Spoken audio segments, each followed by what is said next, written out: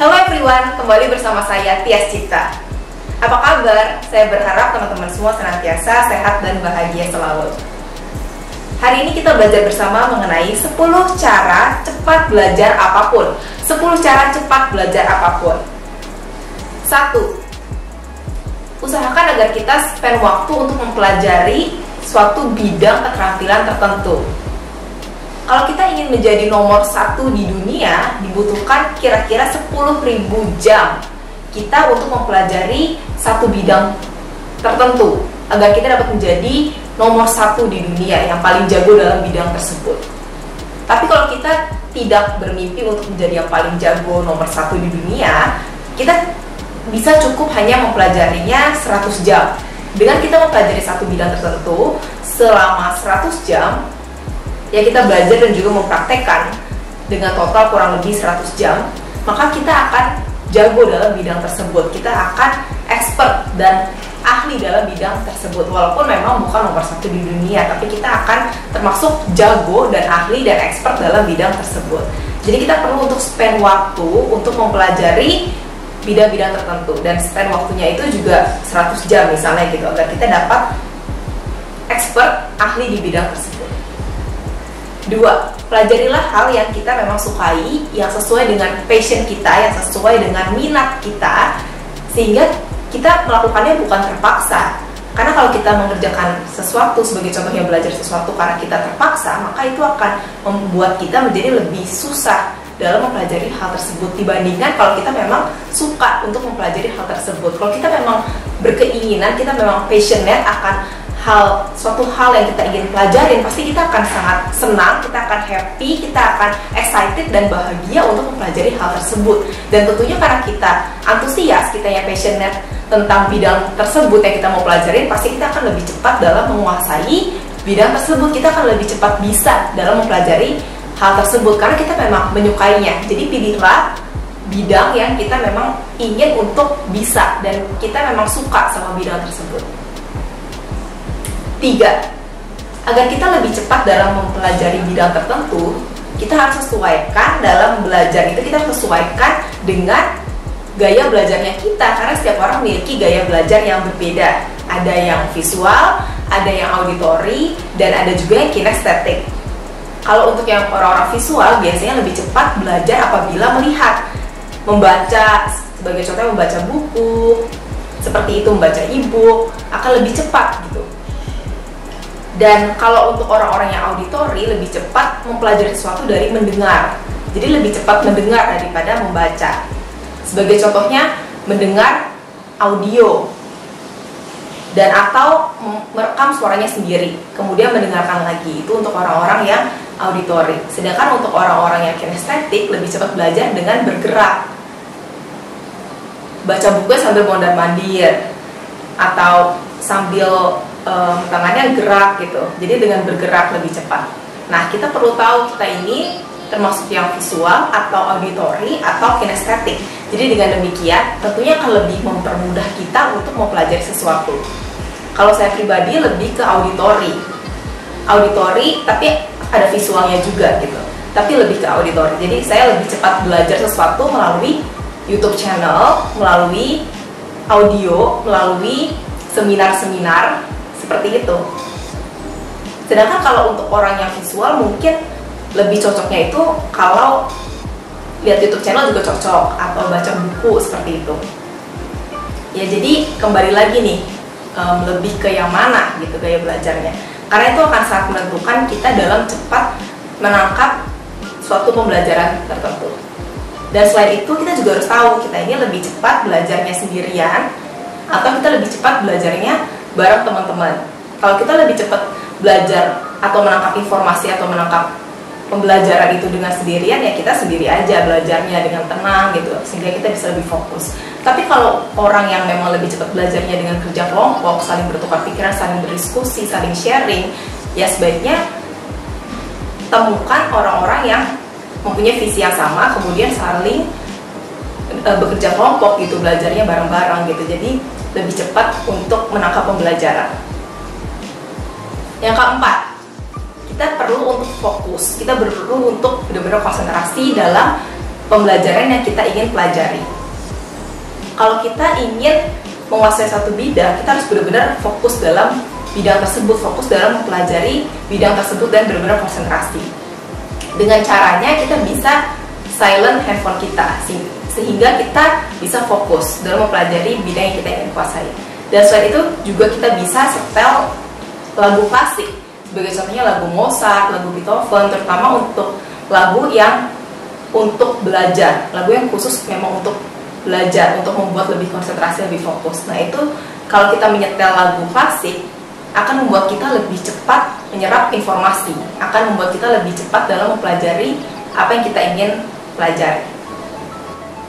5. Berikan jeda. Sebagai contoh, setelah kita mempelajari suatu bidang selama 1 jam, kemudian kita istirahat selama 10 menit supaya pikiran kita lebih fresh, supaya pikiran kita lebih bisa fokus lagi gitu. Jadi jangan langsung dihantam terus gitu 1 jam, kemudian kita istirahat 10 menit untuk menjernihkan pikiran kita. Kemudian kita baru lanjut belajar lagi 1 jam kemudian, kita istirahat lagi 10 menit untuk menenangkan pikiran kita, untuk merefreshkan pikiran kita. 6. Mempraktekkan apa yang sudah kita pelajari. Sebagai contoh, kalau kita ingin bisa nyetir mobil, selain kita perlu tahu teorinya, selain kita perlu diajarin, kita juga perlu untuk praktek, bukan? Nah, jadi kita perlu teorinya dan kita perlu praktek. Kalau kita cuma tahu teori nyetir mobil, lurus, mundur, kanan, kiri, stop, ya kita nggak bakal bisa gitu nyetir mobil, kita nggak praktek. Jadi kita perlu belajar, perlu teorinya dan juga perlu praktek. Teori dan praktek itu merupakan satu kesatuan yang tidak dapat dipisahkan, dan tentunya dan kita bisa teori dan bisa praktek, kita tentunya akan bisa menguasai bidang tersebut, apapun itu yang kita ingin pelajari. Sebagai contohnya, kalau kita ingin bisa masak, kita udah lihat YouTube channel atau kita baca buku resep masakan. Tapi kalau kita nggak praktek masak, ya kita nggak bakal bisa masak. Kita perlu tahu teorinya bener lewat YouTube channel atau lewat buku masakan, tapi setelah itu kita harus praktek. Dan praktek bukan berarti sekali kita langsung bisa, belum tentu gitu. Mungkin kedua kali kita baru bisa. Jadi kita perlu teori dan juga perlu praktek. Apapun itu, kalau kita mau mempelajari bahasa, sebagai contoh kalau kita mau mempelajari bahasa asing, kita perlu untuk, sebagai contoh kita mau bisa bahasa Mandarin.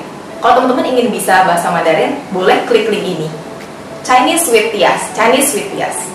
Di sini saya banyak sekali menjelaskan mengenai Mandarin ya. Jadi kalau teman-teman ingin jago bahasa Mandarin, ingin bisa berkomunikasi dengan lancar dalam bahasa Mandarin, boleh banget klik link Chinese with Tias. Ya, jadi sebagai contoh kalau teman-teman ingin menguasai suatu bidang keahlian tertentu gitu, misalnya bahasa. Setelah teman-teman pelajari dari YouTube channel, ya latihan ngomong juga gitu. Kalau misalnya teman-teman punya teman untuk latihan ngobrol itu lebih bagus lagi. Jadi perlu untuk mengerti teorinya, kemudian juga mempraktekkan sehingga bisa lancar. Jadi dalam hal apapun sangat diperlukan yang namanya teori dan juga praktek. 7. Keluar dari zona nyaman. Kalau kita ingin bisa belajar suatu bidang tertentu dengan cepat, kita harus keluar dari zona nyaman kita. Tidak ada yang bilang kalau belajar itu terus-terusan enak. Walaupun kita mempelajari suatu hal yang kita suka gitu, tapi suatu saat kita akan ada titik jenuh karena udah terlalu lama belajar tentang hal yang kita suka itu. Pertama kita excited banget, pertama kita menggebu-gebu, happy, senang, excited banget. Terus ada satu titik yang kita udah jenuh gitu, kita udah capek gitu untuk pelajarin hal itu. Kalau seperti itu kasusnya, kita boleh berhenti sejenak. Ya, bisa satu hari ini oke, nggak usah mempelajari hal tersebut. Terus besoknya baru mulai belajar lagi agar kita lebih fresh. Tapi kalau terus-terusan males, ya kita harus berjuang gitu, kita harus tekun, kita harus keluar dari kenyamanan kita. Kita nggak boleh terus-terusan maunya nyaman-nyaman aja, kita harus belajar gitu. Oke, kalau misalnya kasih jeda 1-2 hari kita nggak mempelajari hal tersebut nggak masalah. Tapi di hari ketiga dan selanjutnya kita perlu untuk mempelajari hal tersebut agar kita bisa menguasai suatu bidang tertentu, misalnya sampai 100 jam, agar kita menjadi jago, expert, ahli dalam bidang tersebut. Nah, jadi segala sesuatu itu perlu perjuangan, termasuk dalam hal belajar. Kalau misalnya kita udah titik jenuh setelah beberapa hari, nah itu kan bisa membuat kita jadi nggak mau belajar lagi, kan itu nggak baik. Nah, kita harus memaksa diri kita ya, kita harus agak memaksa diri kita untuk keluar dari zona nyaman. Dan percayalah, kalau kerja keras kita tidak akan pernah mengkhianati hasil. Usaha kita dalam belajar itu tidak akan pernah mengkhianati hasil. Apa yang kita pelajari sekarang itu pasti akan berguna untuk kita ke depannya. Jadi tanamkan itu dalam pikiran kita sehingga kita bisa terus semangat belajar dan bisa mempelajari apa yang kita ingin pelajarin dengan cepat. 8. Jangan menunda-nunda. Kalau kita ingin cepat bisa dalam menguasai satu bidang pembelajaran tertentu, kita harus semangat dan jangan menunda-nunda. Jangan bilang besok aja, kan besoknya besok lagi, akhirnya nggak kelar-kelar. Nah, kita jadi jangan menunda-nunda.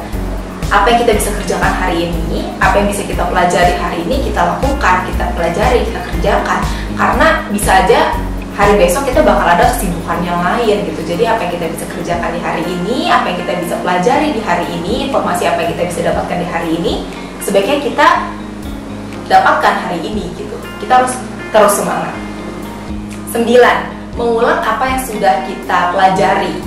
Sebagai contoh, kita sudah bisa bahasa Mandarin, kita sudah mengerti bahasa Mandarin ya. Kemudian kalau misalkan kita nggak pakai, kita bisa lupa gitu. Nah, jadi kita perlu untuk mengulangnya ya, kita perlu mengulang. Pasti akan jauh lebih cepat tuh, karena kita memang sudah tahu gitu. Jadi akan lebih cepat bagi kita untuk menguasai bahasa Mandarin karena kita memang sudah pernah belajar, sudah pernah mengerti. Jadi kalau kita mengulang itu akan jauh lebih cepat gitu. Nah, jadi kita perlu mengulang walaupun kita sudah 100 jam nih dalam mempelajari suatu bidang tertentu, tapi kita perlu untuk mengulangnya lagi agar kita lebih lancar. Contoh lainnya, pada saat kita nyetir mobil, kita udah bisa kan nyetir mobil, udah bertahun-tahun nyetir mobil, tapi kita nggak, suatu saat kita berapa lama nggak nyetir mobil. Pada saat kita pertama kali mau nyetir mobil lagi, kita pasti akan merasa kagok. Nah, karena itu kita perlu untuk mengulang. Kita perlu mengulang, tentunya akan jauh lebih cepat dibanding kita belajar sesuatu hal yang benar-benar baru gitu. Jadi kalau kita udah bisa selama 100 jam, terus kita perlu untuk mengulangnya lagi agar kita lebih bisa menguasai hal tersebut gitu, dan gak kagok pada saat kita mau ngomong dalam bahasa Mandarin, dan gak kagok juga pada saat kita mau nyetir mobil lagi. 10. Memberikan apresiasi pada diri sendiri setelah kita berhasil mempelajari satu bidang tertentu. Kita perlu mengapresiasi diri sendiri, kita perlu menghargai diri kita sendiri, kita perlu mengucapkan terima kasih pada diri kita sendiri karena telah berusaha untuk mempelajari satu bidang tertentu. Sebagai contoh, setelah kita berhasil untuk mempelajari suatu bidang Mandarin sebagai contoh selama 100 jam, kita udah bisa nih belajar Mandarin selama 100 jam. Kemudian yang kita perlu lakukan adalah kita apresiasi diri kita belikan sesuatu yang kita memang suka gitu, yang kita memang inginkan dari lama gitu. Apresiasi gitu, dan itu juga tentunya dapat memberikan motivasi yang besar bagi diri kita. Pada saat kita males-malesan untuk belajar sesuatu, kita teringat, oh ya, kalau misalkan saya udah berhasil mempelajari bidang ini, saya akan memberikan hadiah untuk diri saya apa gitu. Nah, jadi pada saat mau males, nanti gak dapet nih hadiahnya gitu kan. Nah, jadi kita semangat gitu, jadi kita terus bersemangat gitu, dan harus kita tepati janji juga ya pada diri kita. Setelah kita selesai mempelajari selama 100 jam misalnya, atau 50 jam gitu, dari komitmen awal gitu, misalnya 50 jam atau 100 jam gitu, kita udah menguasai suatu bidang tertentu, ya kita berikan hadiah buat diri kita, kita berikan apresiasi untuk diri kita. Itu akan membantu kita untuk menjadi mau belajar dengan cepat dan penuh semangat dan gak menyerah. Okay, that's all for today. Thank you so much everyone for watching. Please like, subscribe, tekan tombol loncengnya, komen, dan share sebanyak-banyaknya. Thank you so much everyone. See you next time.